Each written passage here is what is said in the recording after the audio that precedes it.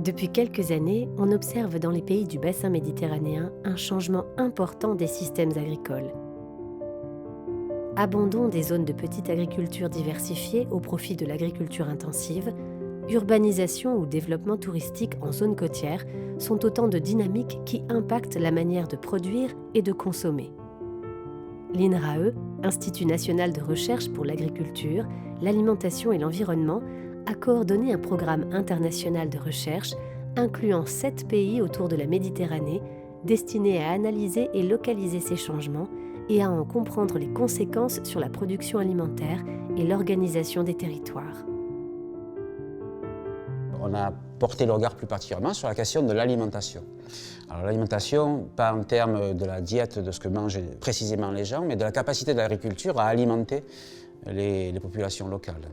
Alors, on a pris des cas très particuliers. Par exemple, le Portugal, il y a un système montado qui est à moitié forestier et à moitié agricole. Et ce système montado est fragilisé par tout un ensemble d'évolutions qui ne sont pas inhérents au système lui-même, qui viennent de l'extérieur. Alors, il peut y avoir des primes de la PAC qui incitent les gens à boiser d'une manière dense, c'est-à-dire à éliminer les animaux, à éliminer les chaînes de liège traditionnelles, et finalement homogénéiser le territoire et en faire quelque chose d'autre. Un autre exemple, qui n'est pas la prime européenne, mais qui est cette fois l'incitation économique par le marché, où les agriculteurs vont avoir une rentabilité supérieure en mettant un élevage un peu plus intensif.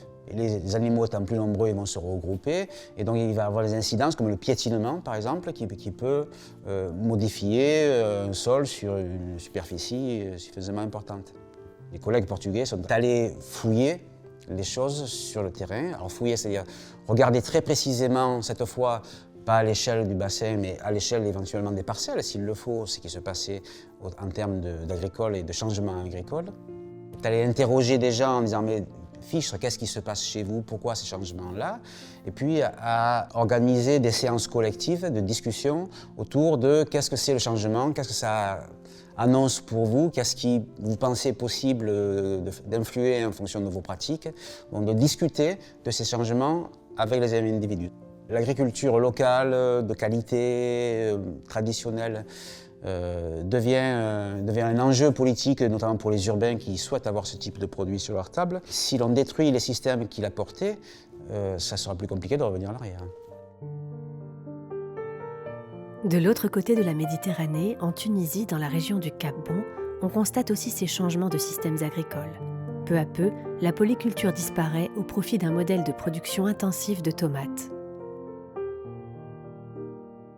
On est dans un système maghrébin qui est traditionnellement plutôt basé sur la diversité. C'était un système où il y avait de l'élevage d'un côté, une polyculture, des céréales pour nourrir les bêtes. Bon. Donc ça, c'est les systèmes traditionnels, historiques, anciens. Et, évidemment, quand on est dans la tomate industrielle d'exportation, on n'est plus du tout là-dedans. Et ces cultures d'exportation sont des cultures qui se développent, qui ont une part importante, je pense, des soutiens publics, parce que c'est un secteur de croissance qui rapporte des devises à la Tunisie, et c'est normal. Hein, bon. Et donc, si l'on voue de plus en plus d'espace à des systèmes intensifs exportateurs, ben, évidemment, les autres vont se mettre ailleurs, c'est-à-dire dans des endroits moins fertiles et moins productifs, ou ne plus exister. Alors, ça peut être un choix social, hein, de dire, tant pis, on exporte tout, ça nous fait des devises et on importe de la nourriture d'ailleurs.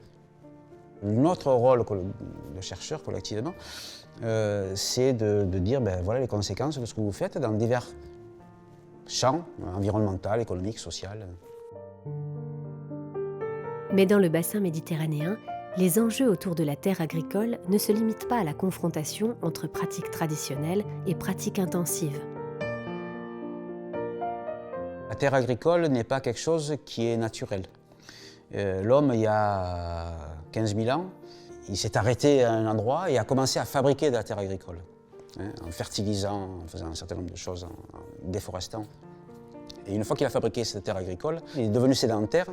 C'est-à-dire, en gros, il y a une histoire intime entre la ville et les terres agricoles. En Provence, les populations se sont essentiellement regroupées autour du littoral méditerranéen et de la vallée du Rhône. C'est sur ce territoire que les chercheurs ont choisi d'étudier les conséquences de la croissance urbaine sur l'agriculture. On a des systèmes urbains, globalement, hein, pas que les bâtiments, mais aussi l'effet projeté de ces systèmes urbains, parce qu'il faut des routes entre les villes, parce qu'il faut plein de choses qui font que la ville ne se limite pas aux bâtiments. Des systèmes urbains qui peuvent avoir des conséquences très loin dans l'arrière-pays.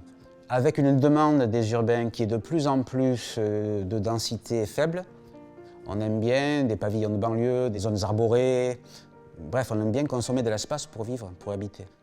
On est dans un système de croissance urbaine qui, si l'on se projette peut-être à 20 ans et que l'on continue comme ça, pose une question de production agricole d'une région dans sa totalité quasiment.